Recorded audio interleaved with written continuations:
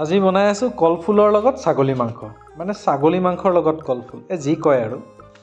আহক বনাই দিওঁ। মাংসখিনি বনাবলৈ প্ৰথমতে মই দুটা কলফুল লৈছোঁ, পাহাৰীয়া কলফুল। যিহেতু ইয়াতে ভীমকলৰ কলফুল নাপায়, খুব কম পায়, কেতিয়াবা পায় আৰু।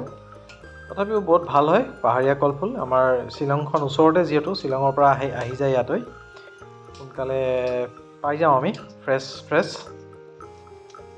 গতিকে এনেকৈ কাটি ল'লোঁ ধুনীয়াকৈ, সৰুকৈ ৰাখি দিম অলপ সময়। ছাগলী মাংস লৈছোঁ মই 600 গ্ৰাম, ভালদৰে ধুই লৈছোঁ। এতিয়া মছলা অলপমান মিক্স কৰিম। এয়া দিলোঁ মিট মছলা আৰু দিম ধনিয়া গুড়িটো মই নিজে বনাই লোৱা ঘৰতে। এতিয়া দিলোঁ জিৰা গুড়ি, জিৰাখিনিও ঘৰতে বনোৱা। আৰু শুকান জলকীয়া গুড়ি, এইটো পিছে কিনা হয়, এইটো আপোনালোকে নিজৰ মতে দিব। বেছি জ্বলা নোখোৱাসকলে কমকৈ দিলেই হ'ল আৰু। নিমখ দি দিছোঁ। এতিয়া দিম পিঁয়াজ। মই পাঁচটা পিঁয়াজ লৈছোঁ, সৰু এনেকুৱা চাইজতে শ্লাইচ কৰি কাটি লৈছোঁ। মিক্স কৰিম ভালদৰে। এতিয়া দি দিছোঁ অলপমান সৰিয়হৰ তেল, আপোনালোকে হিচাপত দি দিব। অলপ তেল বেছিকৈ হ'লে ভাল হয় আৰু সোৱাদটো বেছি হয়। এতিয়া শুকান মছলা দি দিছোঁ, দেখা পাইছেই। ইলাচি, ডাঙৰ ইলাচি, সৰু ইলাচি আৰু দালচেনি। আৰু এতিয়া দিলোঁ হালধি গুড়ি, এইটো হিচাপতে দি ল'ব আপোনালোকে। তাৰপিছত মিক্স কৰি পেলাই মোটামুটি 15 মিনিটমান ৰাখি দিছোঁ। বেছি সময় ৰখা নাই, 15 মিনিট ৰখাৰ পাছত এতিয়া মই দিম প্ৰেছাৰত অলপ সময় ভাজিম। চাই থাককচোন, বহুত সোৱাদ হয়।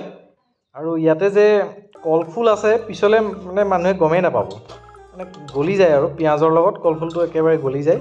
অলপ থাকিব আৰু, ভালদৰে চালে গম পাব। এই সোৱাদটো কি ক'ম আৰু, একদম ধাবা ষ্টাইলৰ সোৱাদ আহি যাব। এয়া ভাজি আছোঁ ভালদৰে। তেল এক্সট্ৰাকৈ দিয়া নাই, যিহেতু আগতেই তেল আছিলে। লগতে দুটা আলু দি দিছোঁ। আলু খাই যিহেতু ভাল পায় বহুতে, ময়ো ভাল পাওঁ। দুটা তেজপাত, এনেকৈ এতিয়া ভাজি আছোঁ ভালদৰে। মোটামুটি 6-7 মিনিটমান ভাজিব লাগিব। এতিয়া দি দিলোঁ কলফুলখিনি দিয়াৰ পাছতো মোটামুটি 5-6 মিনিট ভাজিম শুকানকৈ। আৰু ইয়াতে যিহেতু অলপমান পানী ওলাইছেই, মাংসৰ পৰাও পানী ওলাইছে। এতিয়া এটা কালাৰৰ কাৰণে মই অলপমান কাশ্মীৰী জলকীয়া 2 চামুচ দি পানীত মিক্স কৰি এতিয়া দি দিছোঁ। আৰু আদা নহৰু দিয়াই নাছিলোঁ, এতিয়া অকণ দেৰিকৈ দিছোঁ আদা নহৰুখিনি। এতিয়া ধুনীয়াকৈ মিক্স কৰি ভাজিব লাগিব।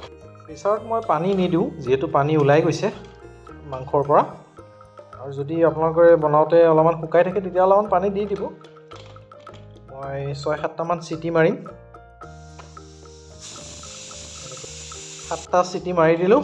এতিয়া নমাই ঢাকন খুলি অলপমান কেৰাহীত বনাম, মানে সুবিধা হ'ব দেখাবৰ কাৰণে।